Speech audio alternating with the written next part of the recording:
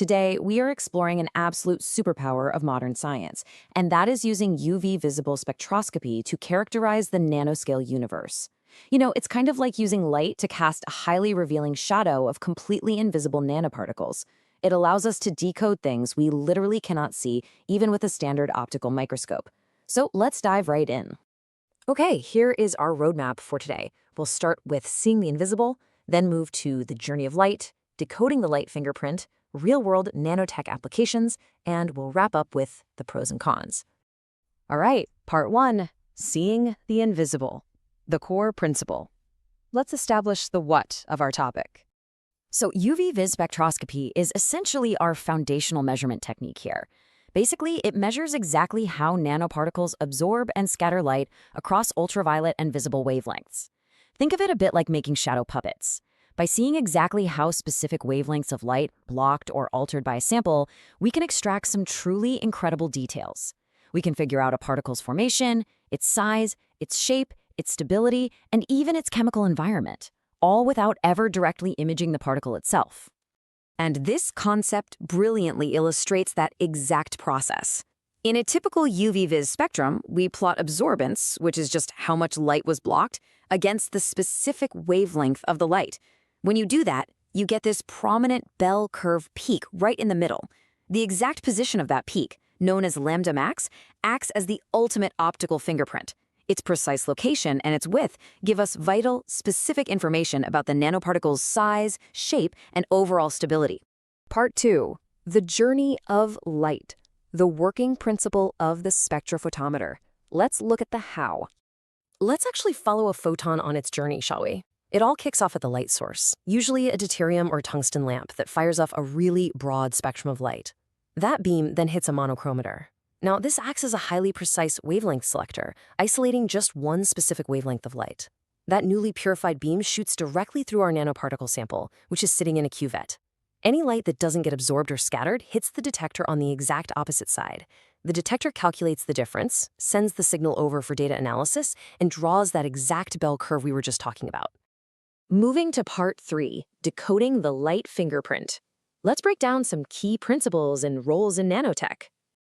Now, what's really interesting here is a phenomenon called surface plasmon resonance, or SPR.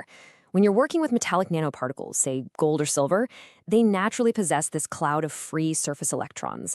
And when incoming light hits them, wow, it causes all those electrons to vibrate collectively in perfect resonance with the light wave. This synchronized collective dancing of electrons produces these incredibly sharp, distinct absorption peaks that are entirely unique to metallic nanoparticles. And because those peaks are so incredibly precise, tracking them reveals real physical changes. For instance, if the peak wavelength shifts to the left, what we call a blue shift, it means the nanoparticles are actually getting smaller. On the flip side, a red shift toward longer wavelengths tells us the particles are either naturally larger or they're starting to clump together through aggregation. So by just tracking these shifts, we reveal critical structural changes instantly. No electron microscope required. But hey, this isn't just for metals. For semiconductor nanoparticles and quantum dots, UV-Vis data is absolutely crucial for calculating bandgap energy. By carefully analyzing exactly where the absorption edge drops off, researchers can calculate the gap between the valence band and the conduction band. This mathematical translation helps scientists totally understand the specific energy properties of these semiconductors, revealing what we call quantum confinement effects, which, by the way, is exactly the kind of data you need to develop next-generation electronics, lasers, and display tech. UV-Vis is also a total game changer for synthesis monitoring. Because the process is so fast, scientists can just continuously collect spectra as a chemical reaction is literally happening in the flask. You can watch the data curves grow and shift in real time as nanoparticles nucleate and grow. This means researchers can stop a reaction the exact second the particles reach the perfect, desired size.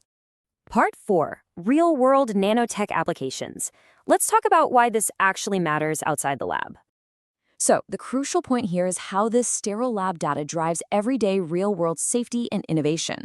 In commercial manufacturing, it's a massive staple for quality control. It gives a highly reliable, super quick verification of batch-to-batch consistency, ensuring commercial products are safe and uniform. In the medical field, it's heavily relied upon in biomedical assays. Researchers use it to verify surface functionalization, check precise drug loading, and confirm bioconjugation. Ultimately, that translates to safer, more accurate, and more effective targeted medicines for patients. And out in the field for environmental safety, scientists design colorimetric sensors. Because aggregation causes that visual redshift we talked about, a simple color change in a liquid can instantly warn us if there are specific pollutants or toxins in a water supply. Finally, Part 5, the pros and cons. Let's do a quick reality check on the advantages and limitations. Let's see how this all balances out. On the plus side, the advantages are just massive. It's fast, incredibly easy to perform, very cost-effective, and entirely non-destructive to your sample. Plus, it provides rich optical data perfectly suited for that real-time monitoring we mentioned. But we do have to acknowledge the limitations. The results are inherently indirect. You're deciphering a graph. You aren't actually seeing the particle. It is notoriously sensitive to particle aggregation, which can definitely skew your readings. And it's affected by concentration and random light scattering. Plus, the specific solvent you use and the diverse morphology of the particles themselves can complicate the spectra. So it definitely requires a trained eye to interpret accurately. And that brings us to the end of our explainer on UV visible spectroscopy. We've seen how tracking a simple, isolated beam of light can reveal the hidden dimensions, behaviors, and energies of a nanoscale universe. But looking at the sheer capability of this technique leaves us with a pretty inspiring thought to ponder. If we can deduce the exact size, shape, and behavior of a completely invisible particle just by casting a shadow of light, what other invisible worlds are waiting to be illuminated? Thank you so much for learning with me today, and as always, keep asking questions.